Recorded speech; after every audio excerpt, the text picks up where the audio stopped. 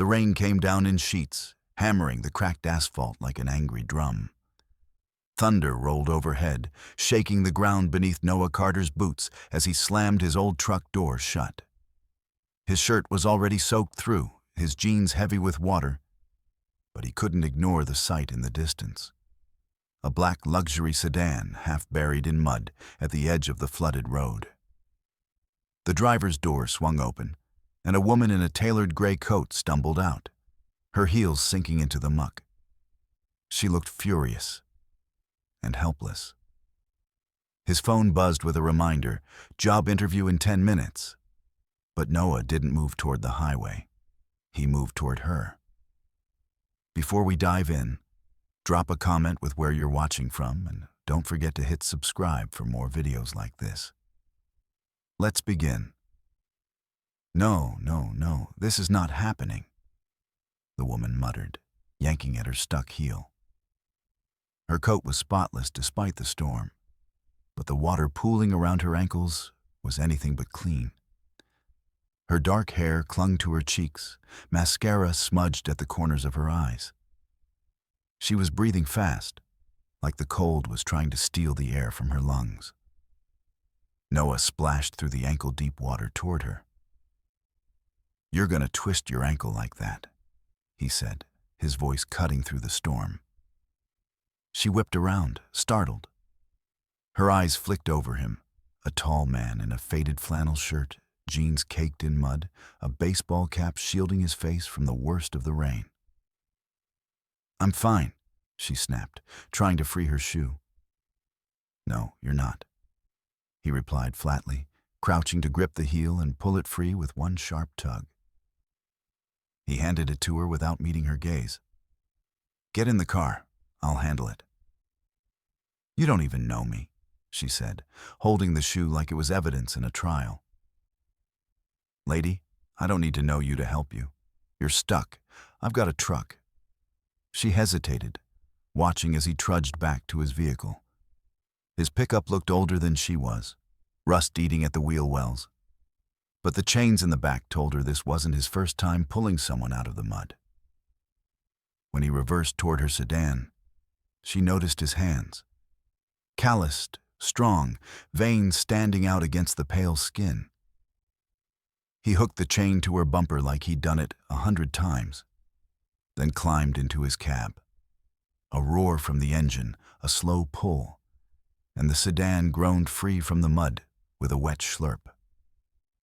By the time she climbed into her car, drenched and shivering, he was walking back through the rain without waiting for thanks. Something in her chest tightened. "Wait," she called, rolling down the window. He stopped but didn't turn. "You're soaked. Take this," she said, holding out a folded bill. He finally looked at her, his jaw tightening. "Keep it. I'm already late." "For what?" He paused. "A job interview." And then he walked away, boots sloshing through the water, vanishing into the downpour. Noah's heart pounded as he climbed back into his truck, rainwater dripping from the brim of his cap onto the worn steering wheel. The clock on the dash glared at him. 9:12 a.m. His interview had started at 9 sharp. He twisted the key, and the truck groaned to life, the wipers squealing across the cracked windshield. "Perfect," he muttered, punching the gas. The old pickup rattled over every pothole as he sped toward downtown, his mind running through the questions he'd been preparing for weeks. But deep down, he knew it didn't matter. No one waits for a guy like him. 3 blocks from the office building, traffic ground to a halt. A wreck up ahead.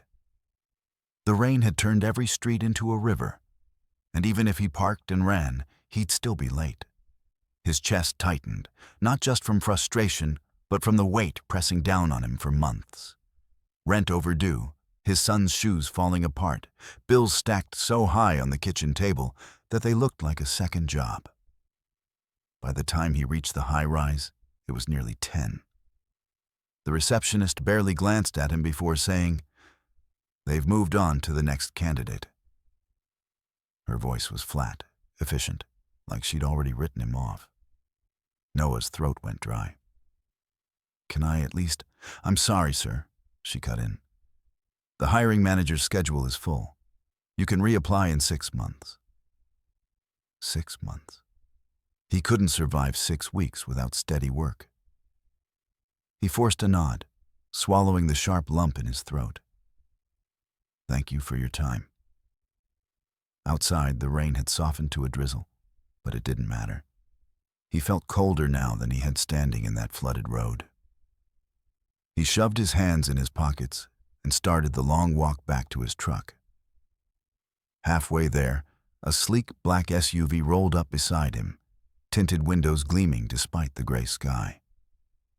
The passenger window slid down, and he froze. It was her, the woman from the mud. She wasn't shivering anymore. Now she looked composed, her hair smoothed back, her coat immaculate again. "You missed it, didn't you?" she asked, her voice softer this time. "Yeah," he said, shifting uncomfortably on the wet sidewalk. "But you're on your way, so worth it." She studied him for a moment, her gaze steady. Then, "Get in." Noah frowned. "What?" "Get in the car," she repeated. "I owe you more than dry shoes." Something about the way she said it, calm, decisive, like she was used to giving orders and being obeyed, made him open the door and climb in without another word. The driver pulled away from the curb, and for the first time, Noah noticed the subtle details inside the SUV. The stitched leather seats, the faint scent of expensive perfume, and a folder on her lap stamped with a silver company logo he'd seen somewhere before. She glanced at him, a hint of a smile tugging at her lips. "I'm Claire Dalton," she said, "CEO of Dalton Tech." Noah blinked, the name hitting him like a thunderclap. Dalton Tech, the very company he'd just been turned away from. Noah stared at her, the hum of the SUV filling the silence. "You're the CEO?" he asked, disbelief heavy in his voice. Claire tilted her head, studying him like she was reading lines only she could see. "Last I checked, yes." Her tone was light, but her eyes were sharp. "And unless I'm mistaken, you were heading to an interview at my company this morning." Noah's jaw tightened. "Yeah, I was. And you missed it, because you stopped to help me." He gave a small shrug. "You were stuck in the rain. Didn't seem like a choice." Her lips quirked. "Most people would have driven right past, or taken my money and left. But you didn't." The driver took a turn, and the SUV began climbing the winding road toward a cluster of glass towers perched above the city. Noah had only ever seen this district from a distance, usually while delivering packages or picking up scrap metal for extra cash. Now, he was in it, so close he could see his reflection in the mirrored windows. "I read your file," Claire said suddenly. "My file?" His brows furrowed. "Yes," she said, tapping the folder in her lap. "I keep an eye on all candidates for certain positions. You were on my list for a logistics coordinator role. Do you know why?" Noah shook his head slowly. "Your resume is unconventional," she continued. "Marine Corps veteran, 2 commendations for bravery, small business owner for 3 years, volunteer at a community shelter. You're not just qualified, you're resourceful. But HR said you'd never make it past the formal process. Too rough around the edges." His stomach nodded. And they were right. I didn't even get in the room. She leaned back, crossing her legs. "That's the flaw in the system. The wrong people decide who gets a shot. I prefer to see for myself." Her gaze softened. "And this morning, I did." Noah looked away, staring at the rain streaking the tinted glass. "I wasn't trying to impress you. I know," she said, cutting him off. That's the point. The SUV slowed, turning into a private garage beneath one of the tallest towers. As the doors closed behind them, Claire set the folder aside. You've got one chance to prove yourself, Mr. Carter. Not in 6 months, not next week, right now. He raised an eyebrow. What's the catch? No catch, she replied smoothly. Just a problem no one else has been able to solve. The elevator doors opened, and she stepped out without looking back. You helped me out of the mud, Noah. Let's see if you can do the same for my company. The elevator ride to the top floor was silent, except for the faint hum of the motor. Noah stood beside Claire, still dripping rainwater onto the spotless marble floor. His boots squeaked with every slight movement, sounding painfully out of place in the gleaming, high-tech world around him. When the doors slid open, the atmosphere changed instantly. Chaos. Phones rang nonstop, voices overlapped, and the large digital screen on the wall flashed "System Failure" in bold red letters. Several employees rushed past, carrying stacks of papers, their faces pale and tense. Claire didn't break stride. "Conference room, now," she called out, and 3 senior-looking staff members scrambled to follow. She gestured for Noah to come with her. Inside, the room was all glass walls and polished chrome, overlooking a skyline blurred by rain. A long table dominated the center, scattered with laptops, coffee cups, and documents. One man, gray-haired and sweating, blurted out, "Claire, the distribution tracking system crashed last night. We've got shipments in 6 states unaccounted for. If we don't restore it today, we're looking at millions in penalties." "Millions," another added grimly, "and lost clients. We've already had 3 calls to threaten termination." Claire dropped into her chair, calm but deadly focused. "So fix it." The gray-haired man's voice faltered. "Ma'am, our IT lead says it could take a week, maybe longer." Noah shifted, recognizing the layout of the diagrams on the table. His brows knit together. This is your logistics dashboard?" The room turned toward him, as if they'd forgotten he was even there. Claire's eyes narrowed. "You know it?" "I've seen systems like it," he said slowly, moving closer to the table. "Used one in the Marines for supply drops, and in my shop for parts distribution. Your servers aren't down, they're misaligned. It's like having the right puzzle pieces, but the wrong picture on the box." A younger employee snorted under his breath. "And you figured this out by just looking at it?" Noah's voice was steady. "I've spent most of my adult life figuring out how to keep things running with half the parts and no time. This isn't magic, it's pattern recognition." Claire leaned back, watching him with an expression that made his stomach flip. Part curiosity, part challenge. "Not. Show me." Noah rolled up his sleeves, stepping to one of the laptops. His fingers moved quickly over the keyboard, pulling up diagnostic logs, bypassing layers of flashy UI to get to the raw data. The room went silent, except for the clicking keys. He was in his element now, focused, methodical, almost forgetting where he was until the large screen's angry red warning blinked out. In its place, "System restored." The gray-haired man exhaled in disbelief. "How? That should have taken days." "It took 40 minutes, Noah said, closing the laptop. "You were looking for the problem in the wrong place." Claire's lips curved into a small, approving smile.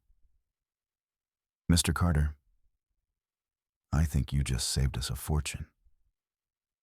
The tension in the room evaporated almost instantly, replaced by a hum of astonished murmurs. One executive shook Noah's hand like he'd just pulled them out of a burning building. Another muttered, "We need him on payroll." Yesterday. Claire didn't say anything at first. She simply stood, collected the folder from the table, and gestured for Noah to follow her out of the conference room. They stepped into her private office.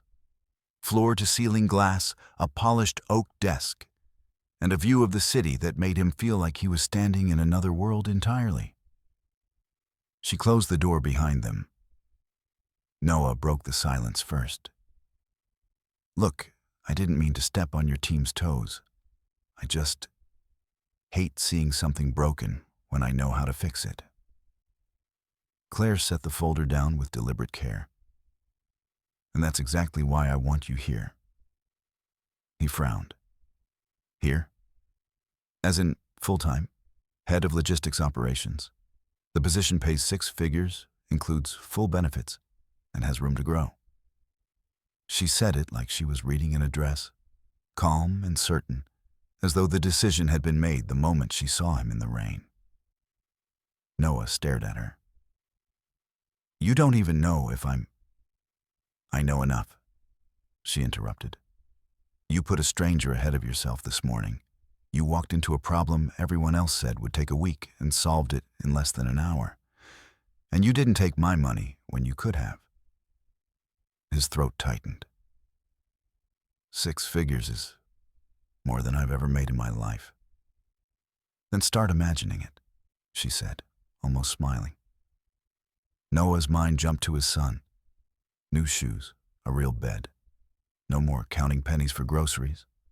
The thought alone was enough to blur his vision for a moment. He blinked hard, forcing himself to keep his composure. Claire leaned forward, her voice lower now. "You missed your interview, Mr. Carter. But you made a bigger impression than you ever could have in that room. So the question is, do you want the job?" He let out a slow breath. Yeah, I do." "Good," she said, standing and extending her hand. "Then welcome to Dalton Tech." As he shook her hand, a strange warmth spread through him. Not just relief, but the quiet, unshakable feeling that life had just pivoted in a way he couldn't undo. When he left her office an hour later, contract in hand, the rain had stopped.